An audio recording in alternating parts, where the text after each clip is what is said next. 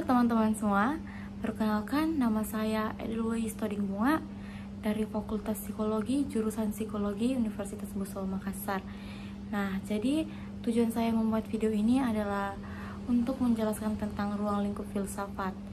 Jadi, setiap ilmu itu memiliki dua macam objek, yaitu objek material dan objek formal.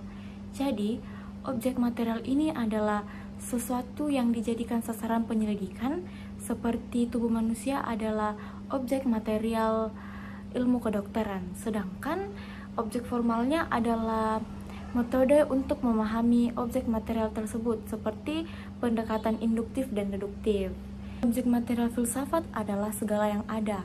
Segala yang ada ini mencangkup ada yang tampak dan ada yang tidak tampak. Jadi, ada yang tampak ini disebut dengan dunia empiris. Nah, sedangkan ada yang tidak tampak ini adalah alam metafisika. Nah, jadi filosof membagi objek material filsafat menjadi tiga bagian, yaitu dalam alam empiris, dan dalam pikiran, dan juga dalam kemungkinan. Nah, sedangkan objek formal filsafat adalah sudut pandang yang menyeluruh, radikal, dan rasional tentang segala yang ada. Cakupan objek filsafat lebih luas dibandingkan ilmu, karena ilmu ini hanya terbatas oleh persoalan empiris. Nah, sedangkan filsafat ini sendiri mencangkup dua, yaitu empiris dan non-empiris. Oleh karena itu, filsafat oleh para filosof menyebutnya sebagai induk ilmu. Nah, jadi filsafat ini tidak hanya dipandang sebagai induk dan sumber ilmu, tetapi juga sudah merupakan bagian dari ilmu itu sendiri yang mengalami spesialisasi. Jadi ilmu pun berkembang dan menspesialisasi, seperti fisika berkembang menjadi biologi, biologi pun berkembang menjadi anatomi, kedokteran, dan kedokteran pun terspesialisasi menjadi beberapa bagian tersendiri. Baik, selanjutnya saya akan membahas tentang pengertian filsafat ilmu. Nah, jadi filsafat dalam bahasa Inggris ini disebut dengan filosofi, dan ada pula istilah filsafat dari bahasa Yunani, yaitu filosofia, yang terdiri dari dua kata, philos yang artinya cinta, dan sophos sendiri artinya hikmah, kebijaksanaan, pengetahuan, keterampilan, pengalaman praktis, dan intelijensi. Jadi, secara etimologi, filsafat berarti cinta kebijaksanaan atau kebenaran, love of wisdom. Adapun pengertian filsafat menurut kalangan filosof, yaitu upaya spekulatif untuk menyajikan suatu pandangan sistematik serta lengkap terhadap seluruh realitas, dan juga upaya untuk melukiskan hakikat, realitas akhir, dan serta nyata.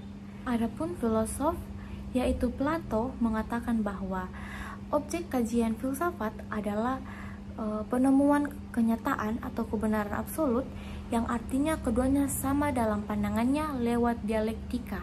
Dan juga dalam pandangan Sidi Ghazalba, filsafat adalah berpikir secara mendalam, secara sistematik, radikal, dan secara universal dalam rangka mencari kebenaran mengenai segala sesuatu yang ada. Nah, ada pula pendapat Sidi Ghazalba mengenai tiga ciri pokok filsafat. Yang pertama, adanya unsur berpikir menggunakan akal, dan adanya unsur tujuan yang ingin dicapai melalui berpikir tersebut, dan yang ketiga adalah adanya ciri terdapat dalam pikiran, yaitu mendalam. Selanjutnya saya akan membahas tentang pengertian ilmu. Jadi ilmu ini sendiri dalam bahasa Inggris disebut dengan science, dan bahasa Latinnya adalah scientia. Jadi dalam kamus bahasa Indonesia, ilmu adalah pengetahuan tentang suatu bidang yang disusun secara bersistem menurut metode-metode tertentu yang digunakan untuk menerangkan gejala-gejala tertentu di bidang pengetahuan itu.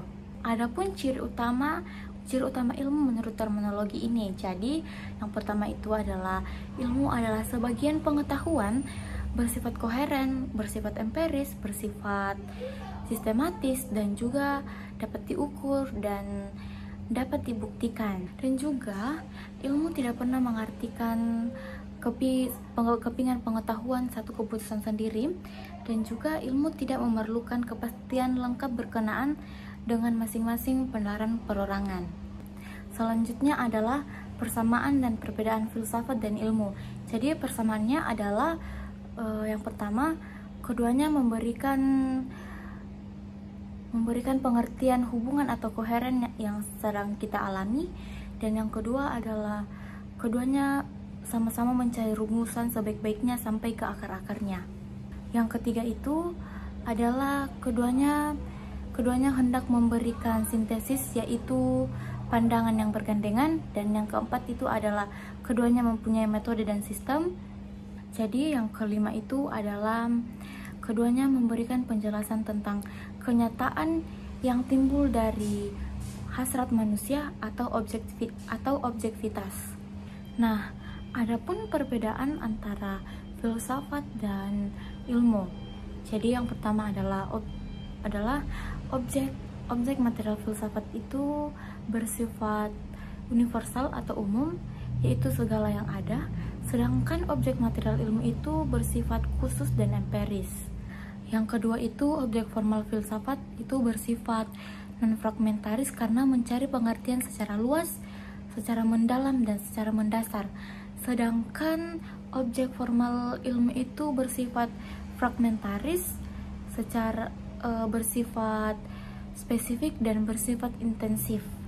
Yang ketiga itu filsafat dilaksanakan dalam suatu suasana pengetahuan yang menonjolkan daya spekulasi, kritis, dan pengawasan. Sedangkan ilmu haruslah diadakan riset lewat pendekatan trial dan error. Yang keempat itu adalah filsafat memuat pertanyaan yang lebih jauh dan lebih mendalam berdasarkan pengalaman sehari-hari kita. Sedangkan ilmu itu bersifat diskursif, yaitu menguraikan secara logis yang dimulai dari tidak tahu menjadi tahu. Yang kelima, filsafat memberikan penjelasan yang terakhir yang mutlak dan mendalam sampai mendasar. Sedangkan ilmu menunjukkan sebab-sebab yang tidak begitu mendalam, yang lebih dekat, dan yang sekunder. Jadi selanjutnya adalah tujuan filsafat ilmu. Jadi tujuan filsafat ilmu ini adalah yang pertama, mendalami unsur-unsur pokok ilmu sehingga secara menyeluruh kita dapat memahami sumber, hakikat, dan tujuan ilmu. Yang kedua, memahami sejarah pertumbuhan, perkembangan, dan kemajuan ilmu di berbagai bidang sehingga kita dapat gambaran tentang proses ilmu kontemporer secara historis. Nah, yang ketiga ini adalah menjadi pedoman bagi para dosen dan mahasiswa dalam mendalami studi di perguruan tinggi, terutama untuk membedakan di persoalan yang ilmiah dan non-ilmiah. Yang keempat, mendorong pada calon ilmuwan dan ilmuwan untuk konsisten dalam mendalami ilmuwan dan mengembangkannya. Yang kelima ini adalah mempertegas bahwa dalam persoalan sumber dan tujuan antara ilmu dan agama tidak ada pertentangan. Jadi itu adalah video singkat dari saya, video penjelasan tentang ruang lingkup filsafat ilmu. Semoga video saya ini dapat berguna bagi teman-teman dan juga bagi saya tentunya.